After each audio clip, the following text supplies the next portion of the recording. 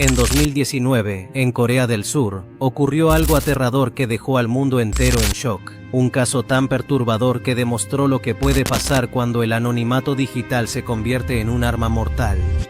I apologize to everyone who has suffered because of me. Thank you for ending the life of a demon that I could not stop. El Nth Room, una red de abuso y control que operaba a través de Telegram, una plataforma que muchos usamos a diario, se convirtió en el escenario de tortura digital para miles de mujeres y niñas. Todo comenzó con un simple hackeo y una conversación aparentemente inocente. Lo que parecía un espacio seguro para chatear, pronto se convirtió en un lugar donde la extorsión, la humillación y el control sobre vidas inocentes eran el pan de cada día. Los administradores, camuflados en el anonimato, comenzaban a manipular y chantajear a sus víctimas para obtener fotos, videos y cualquier tipo de información personal que pudieran usar en su contra. Las víctimas nunca imaginaron que, detrás de las pantallas, se escondían monstruos dispuestos a destruirles la vida, y aunque al principio todo parecía inofensivo, las amenazas pronto comenzaron a intensificarse.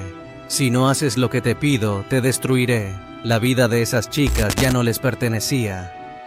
Habían caído en una red donde el sufrimiento era solo un juego para los administradores y los espectadores, quienes pagaban por ver más, por ver cómo las víctimas eran humilladas y torturadas. Este caso no es solo una historia de unos pocos malhechores, sino una advertencia sobre lo que puede ocurrir cuando la tecnología, que muchos creemos que nos conecta, se utiliza para explotar y destruir.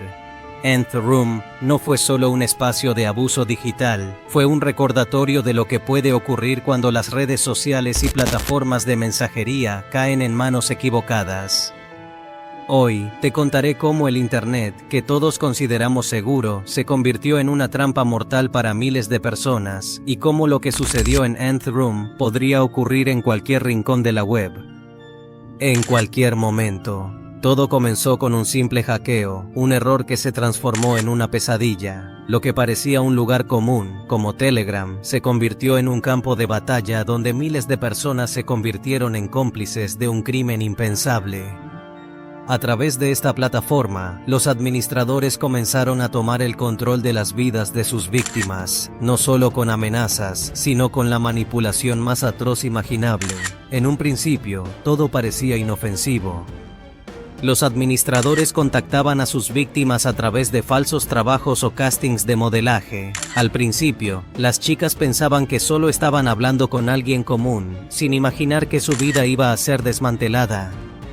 Sus redes sociales fueron hackeadas y sus vidas privadas expuestas. Las amenazas comenzaron a llegar rápidamente. Si no haces lo que te pido, todo lo que has hecho quedará al descubierto. Fue así como las víctimas empezaron a ser controladas, manipuladas, obligadas a seguir órdenes que desbordaban cualquier límite de lo que podemos considerar ético. Lo que parecía una simple conversación pasó a ser un campo de explotación y terror, y en cuanto las víctimas empezaron a ceder, todo lo que compartían era usado en su contra, como si su vida ya no les perteneciera. A medida que las víctimas caían más y más en la trampa, la violencia en línea comenzó a escalar. Los videos de tortura psicológica y emocional se convirtieron en moneda de cambio, mientras los espectadores, cada vez más pervertidos por el contenido que consumían, exigían más y más sufrimiento, haciendo que el ciclo de abuso continuara.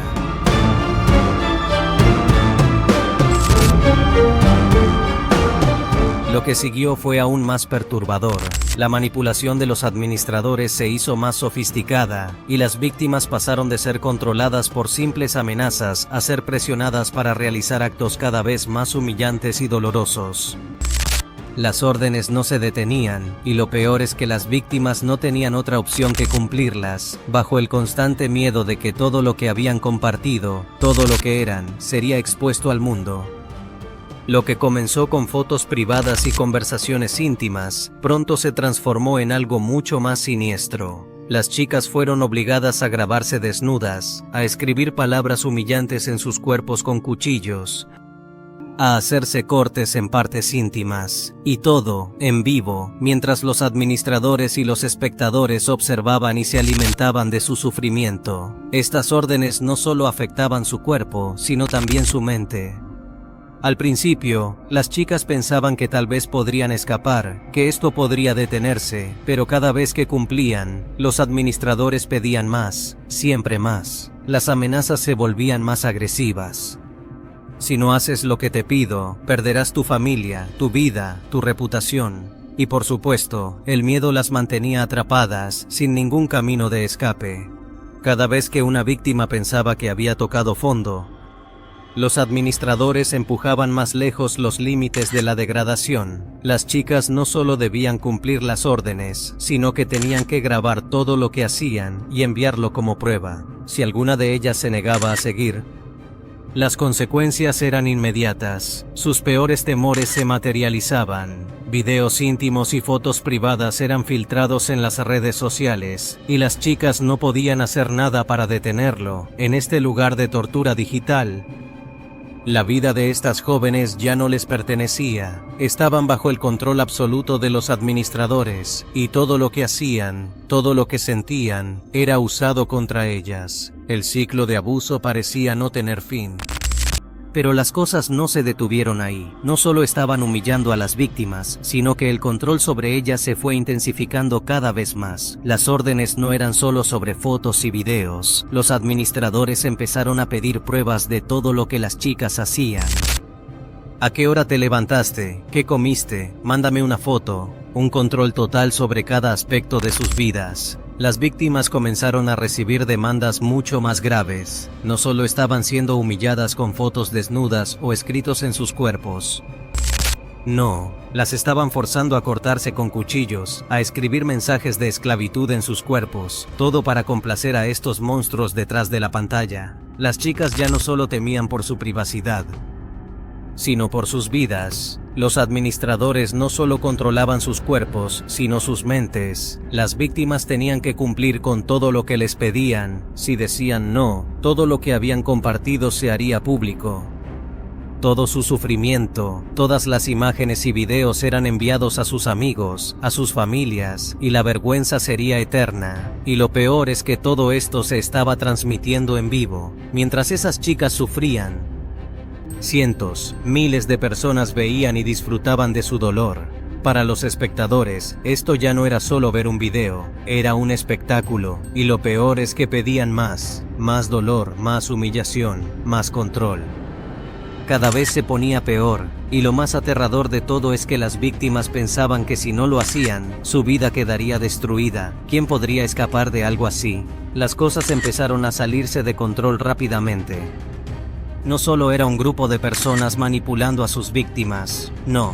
Los administradores crearon una red criminal organizada, una red que operaba como una empresa bien estructurada. Tenían un sistema de pagos oculto, usando criptomonedas para evitar dejar rastros. Y no solo eso, cada vez que alguien se mantenía leal al grupo, lo ascendían. De espectadores pasaban a ser administradores, así de enfermos estaban. Estos nuevos administradores empezaron a tener el control total sobre las víctimas, forzándolas a cumplir órdenes cada vez más perturbadoras. Y no era solo uno o dos, sino miles de personas involucradas. Las víctimas, sin saberlo, se convertían en parte de una maquinaria de abuso sin salida. Cada vez que pensaban que habían tocado fondo, los administradores les pedían más y más, hasta que sus cuerpos y mentes ya no pudieron soportarlo. Esto no fue solo un juego para los administradores. Para ellos, esto era una pasión, una obsesión por el control, por ver cómo las víctimas se destruían a sí mismas bajo la presión de cumplir cada orden. Las víctimas nunca imaginaron que caerían tan bajo. Se sentían atrapadas en un ciclo sin fin, donde cada vez que cedían, los administradores aumentaban la violencia. Y todo esto, mientras miles de personas miraban. Esos espectadores, que al principio solo estaban observando, ahora se convertían en cómplices activos, exigiendo siempre más. Es increíble cómo el poder del anonimato digital puede transformar a personas comunes en monstruos. Cómo algo tan perturbador pudo pasar desapercibido tanto tiempo. Pero todo en la vida tiene un fin, y este caso no fue la excepción. Después de años de abuso, la verdad finalmente salió a la luz, pero no fue la policía la que destapó todo, sino un grupo de periodistas valientes.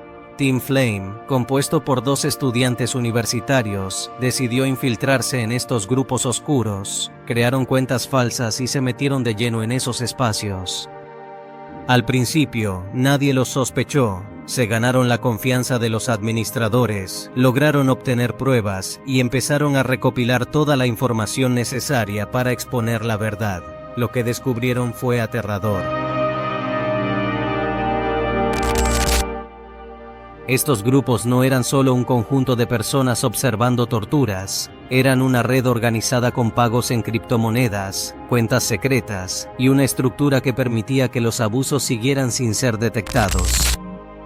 Los administradores no solo controlaban a las víctimas, sino que incluso comenzaban a reclutar más personas para que participaran, como si todo fuera parte de un negocio. Había una maquinaria tan bien aceitada que parecía imparable. Los periodistas lograron recopilar todas las pruebas que necesitaban, pero lo peor fue darse cuenta de la magnitud de lo que estaba sucediendo. Un crimen digital que operaba a gran escala, con miles de espectadores y más de 250,000 personas involucradas. Cada uno de ellos, de alguna manera, era responsable de perpetuar el sufrimiento de esas víctimas. Finalmente, tras meses de investigación, la policía arrestó a los 2 principales responsables. Jo Yoo-bin, conocido en el mundo digital como Doctor, fue detenido junto con Moon Jong-wook, God, pero la indignación pública fue inmediata. La gente no podía creer lo que había sucedido. 2 hombres tan jóvenes, 24 y 23 años, con vidas aparentemente normales, se habían convertido en los cerebros de esta red de tortura digital. ¿Cómo habían logrado corromperse tanto?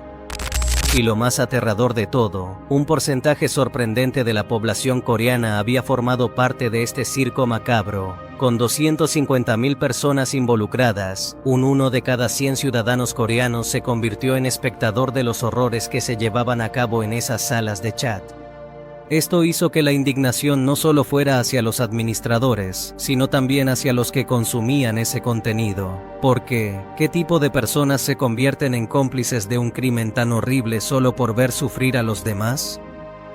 No solo los creadores de estos grupos eran culpables, sino todos los que pagaron para ver. La noticia explotó en los medios. La sociedad coreana, completamente desconcertada, pidió justicia. Las víctimas, que hasta ese momento habían estado atrapadas en la sombra, empezaron a recibir apoyo. Pero, ¿era suficiente? Las condenas para los culpables fueron severas. Cho Gu-bin fue sentenciado a 42 años, mientras que Moon Jong-wook recibió 34 años. Pero ¿era este castigo suficiente? ¿Podían estos años en prisión borrar lo que estos hombres les habían hecho a sus víctimas?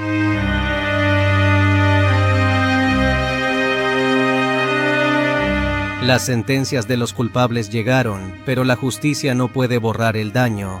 Cho Yoo-bin y Moon Jong-wook fueron condenados a largas penas de prisión, pero las víctimas, quienes fueron abusadas física y emocionalmente, no pueden recuperar lo que perdieron. Las secuelas de este tipo de abusos son profundas y permanentes. Muchas de las víctimas quedaron atrapadas en trastornos psicológicos, con algunas padeciendo trastorno de estrés postraumático, TEPT.